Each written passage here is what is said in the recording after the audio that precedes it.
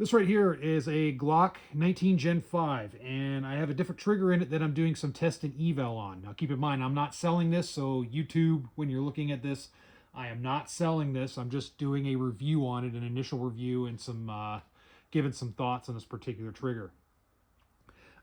This trigger is an M-Carbo trigger, and they just got into the Glock game with their Gen 5 stuff. They also have a spring kit set that you can buy if you'd like to kind of take the trigger pull down from that 5.5 pound pull that is typically stock for a Glock. Takes it down to about 3.5 pounds, just depending on the spring combination you put in, and then it has a little bit of a deal you can polish the trigger setup a little bit.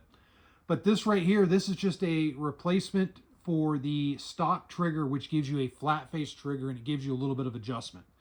So the adjustment is for the take up and the over travel of the trigger.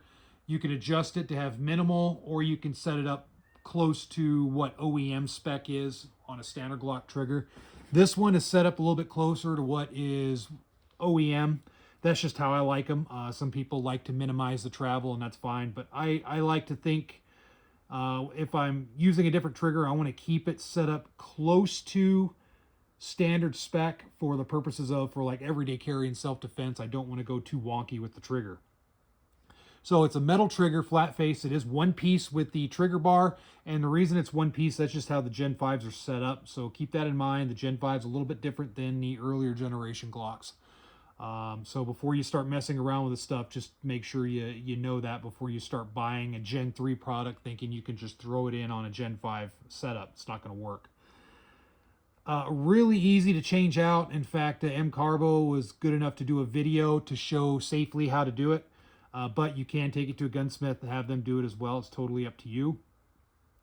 This trigger, the biggest thing that I like is the flat face on it, and the fact that it is metal, so it does feel a little bit better on the finger than a stock Glock trigger. So as how I have it set up is, there's my take up, there's the wall, and I have very minimal over travel from the break, and then I will show you the reset. Forward, there you go, and there's the reset. Very nice reset. Trigger shoe is good to go. Nice spring on the trigger, or not the trigger shoe, the trigger safety rather.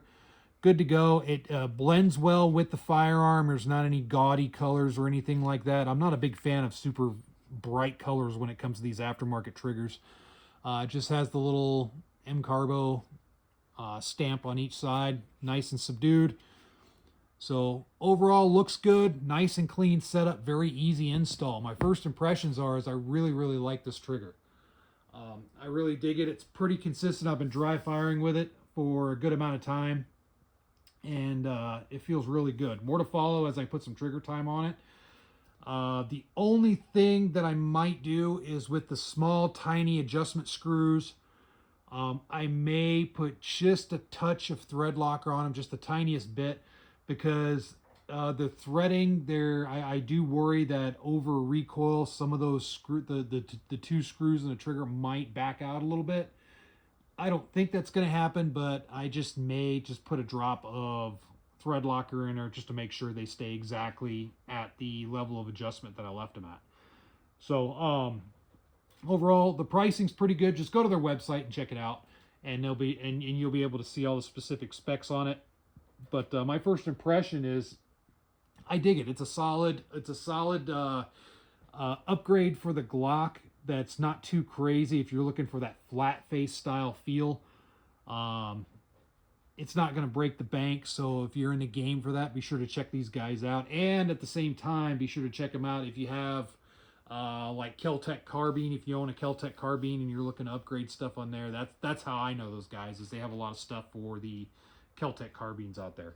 So anyway, there you go. Feel free to post in the comment section what you think of this particular deal. And with that said, I will see you next time. Thanks for watching.